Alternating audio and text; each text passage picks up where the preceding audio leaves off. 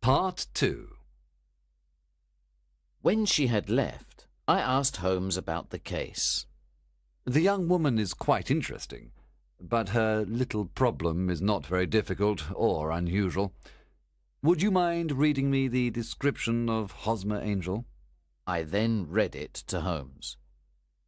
Missing, a gentleman called Hosmer Angel. About 5'7" tall.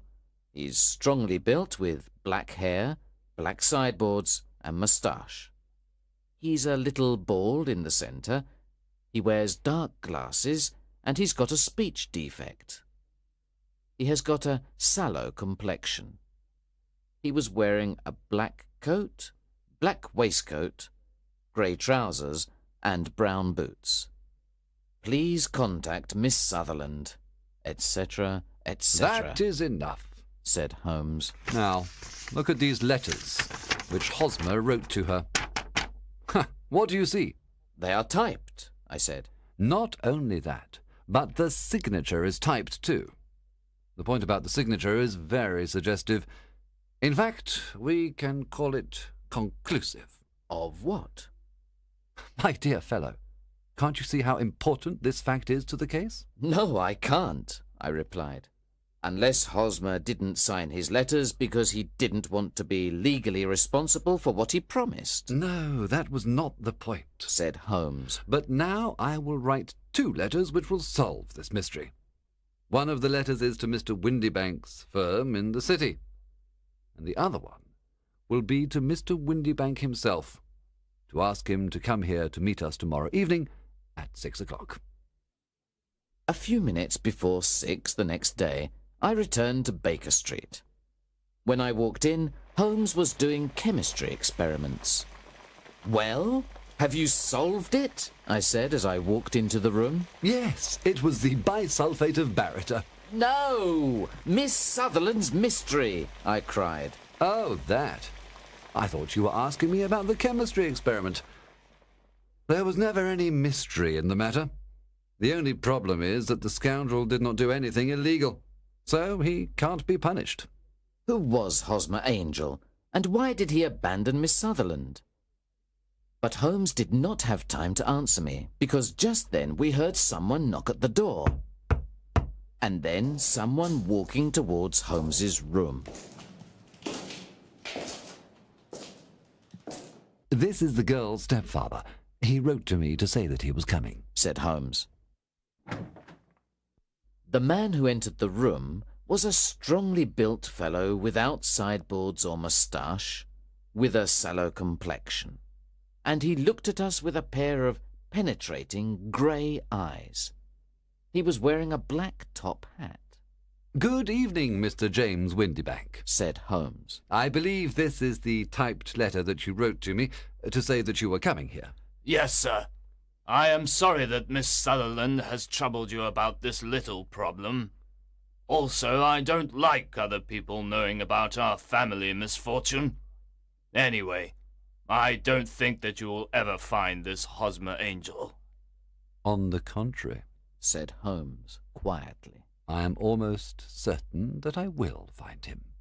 Mr. Windybank started violently and dropped his gloves. I am happy to hear that, he said. It is a curious thing, remarked Holmes, that a typewriter is just as distinctive as a man's handwriting. For example, in this letter of yours, I can see that this part of the R has a slight defect. There are also 14 other characteristics of your typewriter. We write all the letters in the office with this typewriter, said Mr. Windybank. And now, continued Holmes, I will show you what is really very interesting. In fact, I'm thinking about writing a book on the typewriter and its relation to crime. Mr. Windybank jumped out of his chair and picked up his hat. I cannot waste time over this ridiculous talk. If you can catch the man, catch him, and let me know when you have caught him. Certainly, said Holmes, walking over to the door and locking it. I let you know that I have caught him." What? Where? shouted Mr. Windybank, becoming white and looking around like a rat in a trap. "You can't get away, Mr. Windybank," said Holmes. "This case was really very easy.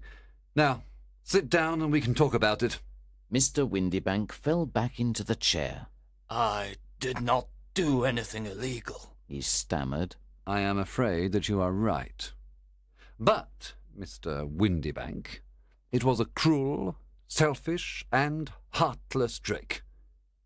Now, let us look at what happened," said Holmes.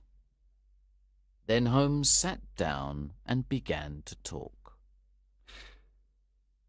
"The man marries a woman older than himself for her money.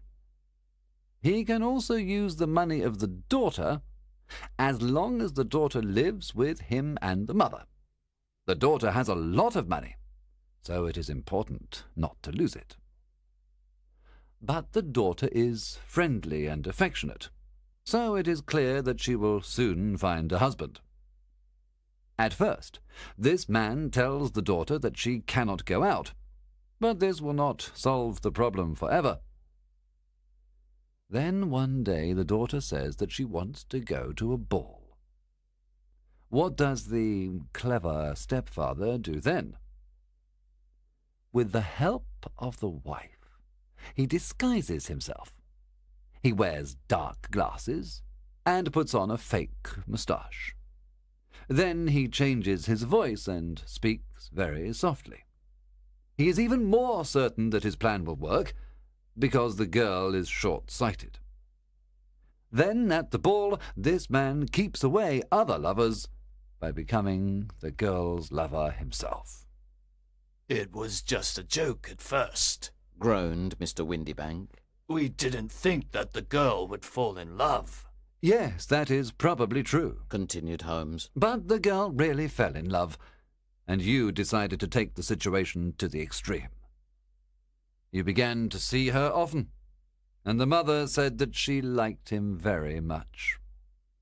Then you decided to ask Miss Sutherland to marry you, so that she would never again think about other men. But it was difficult for you to pretend to go to France every time Miss Sutherland had to see Mr. Angel. You had to end the situation dramatically. In some way, you had to keep Miss Sutherland from thinking about other men in the future. Therefore, you made her promise on the Bible, and you told her that something could happen on the very morning of the wedding. You took her to the church, but obviously you could not marry her. You disappeared by using the old trick of entering one door of a cab and walking out the other. I think this is the chain of events, Mr. Windybank." Yes, maybe that is true, replied Mr. Windybank. But I did not do anything illegal. And now you are breaking the law because you will not let me leave this room. "You are right. You did not do anything illegal," said Holmes as he unlocked and opened the door. "But you really deserve to be punished, and I would like to do it." Then Holmes picked up a riding crop, but Mr. Windybank ran out of the door and out of the house.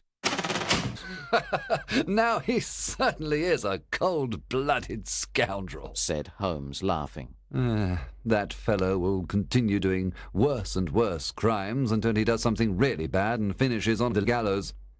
In any case, this case had some interesting points." "I cannot completely follow your reasoning in this case," I said. "Well, it was clear from the first that Mr. Hosmer Angel had a very good reason for his actions, and that the only man who could really profit from the situation was the stepfather. He wanted to keep the £100 a year.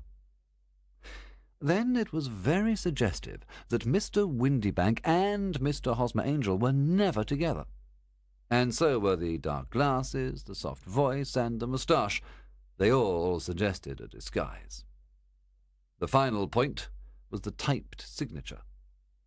This made me think that the handwriting of the man must be very familiar to Miss Sutherland, and that if she saw even a small portion of it, she would recognize it. And how did you verify these ideas? I asked. First, I wrote to Mr. Windibank's firm. In the letter, I described Mr. Angel after I had eliminated everything that could be a disguise, like the glasses, the moustache, and the voice, and I asked them if they had an employee like that. They wrote back to me and said that I had described Mr. James Windibank. Then I wrote to Mr. Windibank to invite him here, and as I expected, he typed his reply to me. Then I compared his letter with the letters of Mr. Angel. Voilà tout. And Miss Sutherland? I asked. If I tell her, she will not believe me, replied Holmes. Maybe you remember this Persian saying, "It is dangerous to take a tiger cub from its mother, and it is dangerous to take a delusion from a woman."